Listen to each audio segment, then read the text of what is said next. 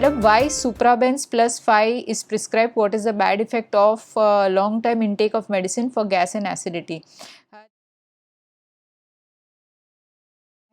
तो basically सुप्राबेंस plus 5 जो tablet है ये एक साइकेट्रिक मेडिसिन है और प्रिस्क्रिप्शन मेडिसिन है, सिर्फ प्रिस्क्रिप्शन पर ही दी जाती है।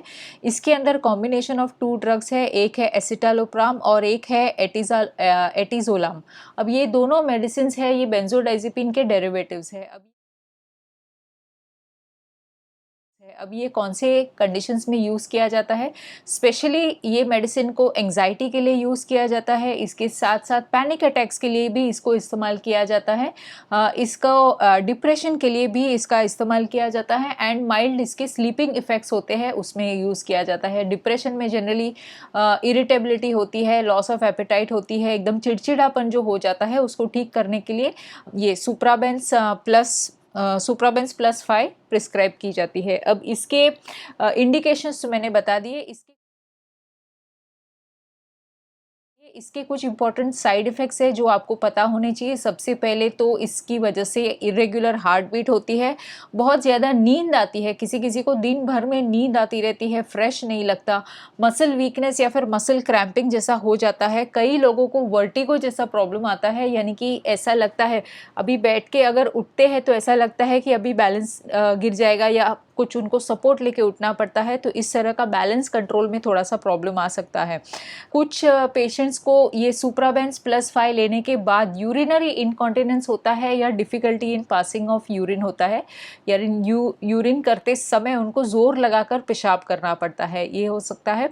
सेकेंडली कुछ पेशेंट्स में लिबिडो का प्रॉब्लम होता है, कुछ पेशेंट्स में लिबिडो बहुत ज़्यादा यानी कि सेक्सुअल डिज़ायर जो होती है वो बहुत ज़्यादा हो जाती है और कुछ पेशेंट्स में सेक्सुअल डिज़ायर बहुत कम हो जाती है जिसकी वजह से इरेक्टाइल डिसफंक्शन वगैरह हो सकता है। Some very important side effects, irregular heart beat, yes, cardiac arrhythmias, mild cases of cardiac arrhythmias या फिर इरेगुलर हार्ट बीट ऐसे पेशेंट्स में ऑफ कोर्स देखा जाता है। And some small side effects like headache, सर हमेशा भारी भारी सा लगना, मुंह में बहुत ज़्यादा सलाइवा आना या मुंह में बहुत ज़्यादा पानी आना, कुछ केसेस में मेमोरी लॉस भी हो सकता है। वो इसलिए क्योंकि पेशेंट एकदम फ्रेश फील नहीं करता, तो थोड़ा सा ड्राउजीनेस की वजह से पेशेंट को मेमोरी लॉस हो सकता है। लेकिन ये दवाई जो है इसको बंद करते हो तो ये सभी साइड इफ़ेक्ट्स जो है वो चले जाते हैं, ऐसे लाइफ लॉन्ग इसके कोई साइड इफेक्ट्स नहीं है। ये जो टैबलेट है इसमें एडिक्शन पोटेंशियल ज़रूर है, इसलिए ये टैबलेट को अगर कोई ड्रग अब्यूज़ कर रहा है तो उन लोगों के लिए ये नहीं है, क्योंकि ये टैबलेट की आदत ज़रूर पड़ सकती है। अब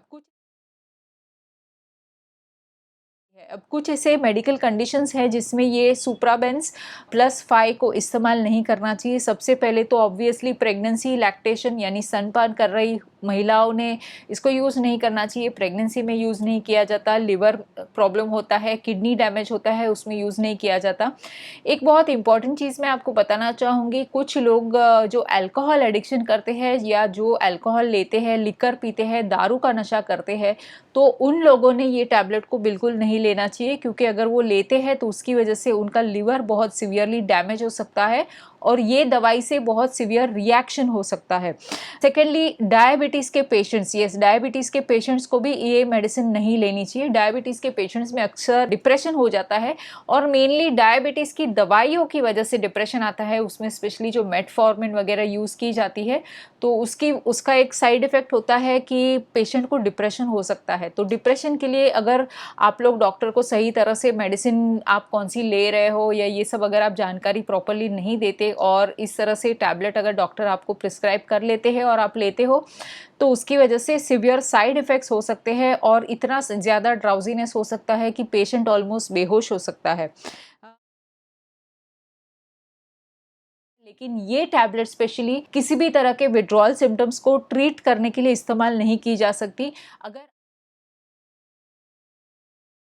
आपको मिर्गी का दौरा पड़ता है, किसी भी तरह के सीजर्स आते हैं, तो उसके लिए भी उन पेशेंट्स में भी ये टैबलेट को बिल्कुल भी यूज़ नहीं करना चाहिए। एक स्पेशल कंडीशन होता है जिसका नाम है ग्लॉकोमा, जिसमें आंखों के अंदर ब्लड प्रेशर बढ़ जाता है, तो ऐसे पेशेंट्स ने बिल्कुल भी ये टैबलेट नहीं लेनी चाहिए, नहीं तो उनका जो विजन है वो अचानक से ख़राब हो सकता है और कई बार it can lead to permanent eye damage और it can lead to retinal detachment.